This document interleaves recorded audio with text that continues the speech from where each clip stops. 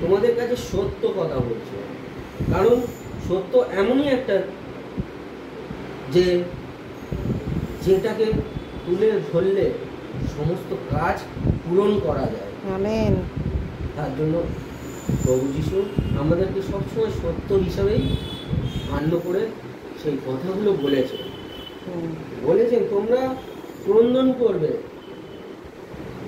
বলছে তোমরা ক্রন্দন করবে, তোমাদের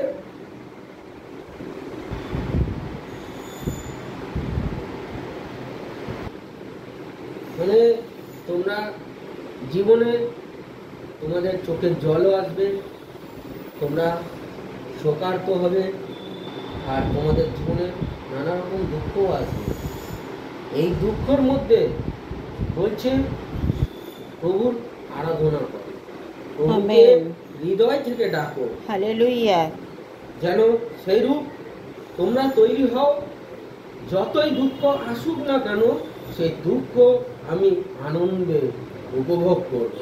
এটা আমাদের ঈশ্বর বলছে যে আমার জীবনে যতই কঠিন বাধা আসুক না কেন, যত সমস্যা আসুক না কেন, সমস্ত সমস্যাকে এড়িয়ে চলে শুধু প্রভুর প্রার্থনার মধ্যে, প্রভুর বাক্যর মধ্যে ছুটতে হবে আমাদের।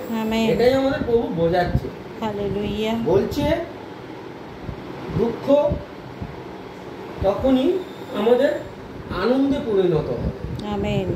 যখন আমরা ঈশ্বরকে আরাধনায় ডেকে নিয়ে আসবো, তখন আমরা সেইরূপভাবে আনন্দ পাবো। আমেন। কারণ আমাদের সেই আনন্দের দিনটা আমাদের সঙ্গে, আমাদের ঈশ্বর আমাদের কাছে থাকবে। আমেন। তাই প্রভু ঈশ্বর বলছে তোমাদের জীবনে যেমনি একটা ছেলে চাকরি করতে গিয়ে সে যখন অনেক পরিশ্রম করে, তার পরিশ্রমের ফলাফল সে যখন মাইনেটা পায়, বেতন পায় একদিন, সেই বেতনটা পেলে যেরকম খুশি হয়, সেইরূপ একটা নারীরও গল্প বোঝাচ্ছে এখানে, যে নারী যখন একটা পেটের মধ্যে সন্তানকে ধরে, সেই সন্তান যতক্ষণ না হচ্ছে ততক্ষণ তার কিন্তু সেই যন্ত্রণাগুলো থাকে শরীরে।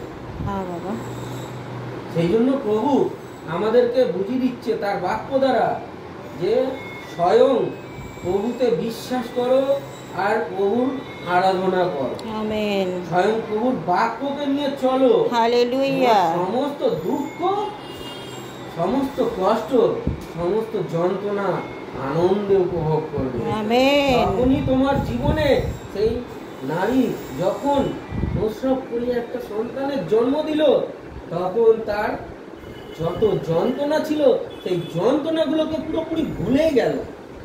এমন ভাবে ভুলে গেল যে সে একটা সন্তানকে জন্ম দিয়ে সে বুঝিয়ে দিয়েছে যে আমার জীবনে একটা সন্তান এসেছে, এবার আমি মা হয়েছি। তাই প্রভু গর্ব করে বলছে প্রভুর